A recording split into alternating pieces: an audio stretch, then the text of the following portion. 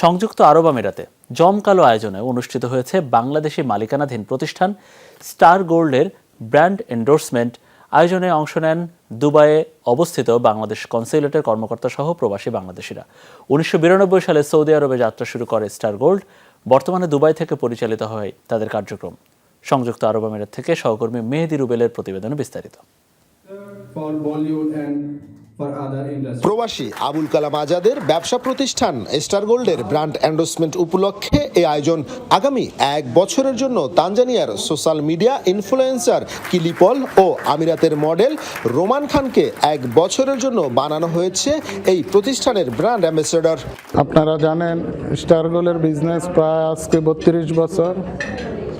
আমাদের স্টার গোল্ডের নিজস্ব ব্রাঞ্চ আমাদের 9টা দেশে আছে এবং ডাইরেক্ট ইনডাইরেক্ট প্রায় 110টা দেশের সাথে আমাদের বিজনেস আছে। সোশ্যাল মিডিয়ার মাধ্যমে আমরা আমাদের যে স্টার গোল্ড গ্রুপ, আমাদের গ্রুপ অফ কোম্পানি, আমাদের প্রোডাক্ট এবং আমাদের ব্র্যান্ডকে আমরা বাংলাদেশের সাথে সাথে সারা বিশ্বে আমরা আমাদের প্রোডাক্ট নিয়ে যাওয়ার যে চিন্তাভাবনা, সেই পথে আমরা আগাচ্ছি।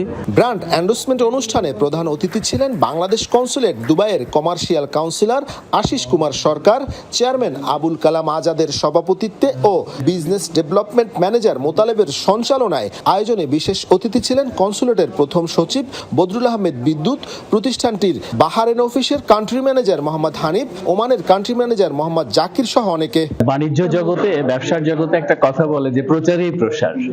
তো আপনি যদি ব্যবসার গণ্ডি, এখন হচ্ছে গ্লোবাল ভিলেজের যুগ, আপনি ব্যবসা করবেন সারা পৃথিবী জুড়ে এবং ব্যবসা শুধু আপনার যে আয়ের সমৃদ্ধি, আপনার কোম্পানির সমৃদ্ধি হবে সেটা না। 1992 সালে সৌদি থেকে কার্যক্রম শুরু হয় স্টার গোল্ডের। পরে 2004 সালে দুবাইয়ে স্থানান্তরিত হয় কার্যক্রম। বিশ্বের 110টি দেশে ইলেকট্রনিক্স পণ্য, gadget, home appliance, home textile, lighting device সহ নানা পণ্য বিক্রি করে প্রতিষ্ঠানটি।